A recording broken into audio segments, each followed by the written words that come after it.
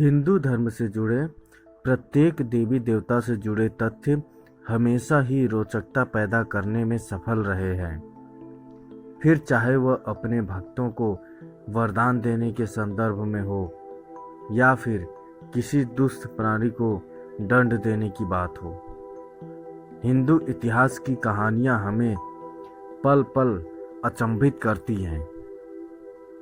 कहानियों के साथ ही विभिन्न देवी देवताओं के जन्म, मृत्यु तथा उनके नाम से जुड़ी कथाएं भी रोचक हैं। देवी देवताओं के नाम से जुड़ी एक कथा काफी प्रचलित है। माना गया है कि माँ दुर्गा, जिन्हें माँ काली के नाम से भी जाना जाता है, उनका नाम एक बड़ी घटना के बाद ही दुर्गा पड़ा था। श्री दुर्गा सप्तशती में वर्णित एक कथा के अनुसार एक दुष्ट प्राणी पर विजय प्राप्त करने के पश्चात ही देवी को दुर्गा नाम से बुलाया गया। यह तब की बात है जब प्रहलाद के वंश में दुर्गम नाम का एक अति भयानक, क्रूर और पराक्रमी दैत्य पैदा हुआ। इस दैत्य के जीवन का एक ही मकसद था, सभी देवी देवताओं को पराजित कर समस्त सृष्टि पर राज करना। लेकिन जब तक देवता इस दुनिया में मौजूद थे, तब तक दुर्गम के लिए यह करना मुश्किल ही नहीं बल्कि नामुमकिन भी था। अपनी सूझबूझ से दुर्गम ने यह पता लगा लिया था कि जब तक देवताओं के पास महान वेदों का बल है, तब तक वह उनका कुछ नहीं बिगाड़ सकेगा। इसलिए उसने उन वेदों को हड़पने की योजना बनाई। उसका मानना था कि यदि यह वेद देवताओं से दूर हो जाएंगे तो वे शक्तिहीन होकर पराजित हो जाएंगे। दुर्गम ने हिमालय पर्वत जाने का फैसला किया। वहां जाकर उसने सृष्टि के रचयिता ब्रह्मा जी को प्रसन्न करने के लिए कठोर तपस्या आरंभ कर दी। यदि उसकी तपस्या से ब्रह्मा खुश हो जाएं, तो वह वरदान में उनसे जो चाहे वो मांग सकता था। दुर्गम ने तपस्या शुरू की। सैकड़ों साल बीत गए, लेकिन दुर्गम तपस्या में लीन रहा। उसकी कठोर तपस्या के तेज से सभी देवता अचंभित हो गए। वह समझ नहीं पा रहे थे कि आखिरकार ऐसा कौन सा प्राणी है जो इतने ध्यान से तप में लीन बैठा है। तीनों लोकों में हाहाकार मच गया। जहां एक तरफ सभी देवता दुर्गम के तप से हैरान हो रहे थे, वहीं दूसरी ओर ब्रह्मा ने उसे अपना दर्शन देने का निर्णय किया। वह तुरंत दुर्गम के सामने प्रकट हुए। उस समय भी वह तपस्या में ध्यान लगाकर बैठा था और उसे यह भी आभास नहीं हुआ कि ब्रह्मा जी उसके निकट खड़े हैं। उसे समाधि में लीन देखकर ब्रह्मा जी बोले, वत्स, अपने नेत्र खोलो। मैं तुम्हारी तपस्या से अत्यंत प्रसन्न हूँ और तुम्हें मुँह मांगा वरदान देने आया हूँ। मांगो, तुम्हें क्या चाहिए। भगवान ब्रह्मा के वचन सुन दुर्गम ने अपने नेत्र खोले। ब्रह्मा जी को अपने सामने देख उसकी खुशी का ठिकाना नहीं रहा। उसे लगा कि अब उसकी मनोकामना अवश्य पूर्ण होगी। वह बोला, हे पितामह, यदि आप मेरे कठोर तप से प्रसन्न हैं, तो मुझे सभी वेद देने की कृपा कीजिए। सब वेद मेरे अधिकार में हो जाएं। वेदों के साथ ही मुझे ऐसा अतुल्य बल प्रदान कीजिए जिससे कि देवता, मनुष्य, गंधर्व, यज्ञ, नाग कोई भी मुझे पराजित न कर सके। दुर्गम की प्रार्थना सुनते ही ब्रह्मा जी ने तथास्तु कहा और वहां से ब्रह्मलोक लौट गए।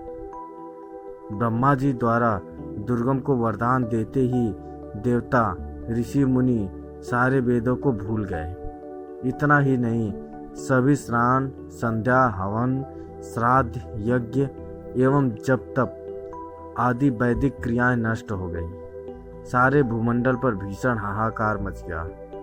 वातावरण ने भी अपना प्रकोप दिखाना आरंभ कर दिया। वर्षा बंद हो गई और पृथ्वी पर चारों ओर अकाल पड़ गया। यह देख सभी देवता अत्यंत दुखी हो गए।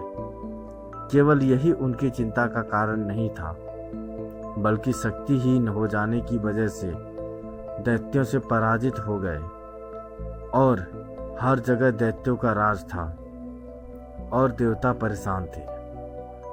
अपनी परेशानी का हल उन्हें मिल नहीं रहा था। तभी उन्होंने देवी से इस कठिनाई का समाधान मांगा। हिमालय पर उन्हें भगवती माता के साक्षात दर्शन हुए। अपने हालात से परेशान देवताओं ने माता भगवती से मदद मांगी। तभी देवी ने उन्हें यह भरोसा दिया कि वे किसी भी प्रकार से सभी वेदों को दुर्गम से वापस लाएंगी और देवताओं को सौंपेंगी, जिसके फलस्वरूप उन्हें उनकी शक्तियां वापस मिलेंगी। यह कहकर देवी दुर्गम को पराजित करने के लिए हिमालय से निकल पड़ी। दुर्गम को पहले ही देवी के आने की खबर मिल गई थी, जिसके बाद उसने दैत्यों की एक विशाल सेना खड़ी कर ली। देवी के साथ देवों की सेना थी, लेकिन फिर भी दैत्यों की सेना को नष्ट करना कठिन था। वहां पहुंचकर देव सेना और दैत्य सेना में भयंकर युद्ध आरंभ हो गया। दोनों ओर से भीषण शक्तियों का प्रयोग होने लगा, लेकिन देवों के ऊपर दैत्यों की सेना भारी पड़ रही थी, जिसका कारण था दुर्गम को ब्रह्मा जी द्वारा मिला हुआ वरदान। इस वरदान के अनुसार देवता उसे किसी भी प्रकार से पराजित नहीं कर सकते थे, इसलिए उस पर हो रहे वार का कोई असर नहीं हो रहा था। तब माँ भगवती ने अपने अंश से 8 देवियों का निर्माण किया। यह 8 देवियां थीं कालिका, तारिणी, बंगला, मातंगी, छिन्नमस्ता, तुलजा, कामाक्षी तथा भैरवी। इन देवियों में माता भगवती की तरह ही अपार शक्तियां थीं, जिनसे वह दैत्य से युद्ध करने की क्षमता रखती थी। इन सभी देवियों को आज भी कलयुग में माना जाता है। लोग इनकी पूजा करते हैं तथा इन्हें प्रसन्न करने के लिए उपवास भी रखते हैं। इसके बाद माता भगवती के साथ देवियों और दैत्यों के बीच भीषण युद्ध हुआ।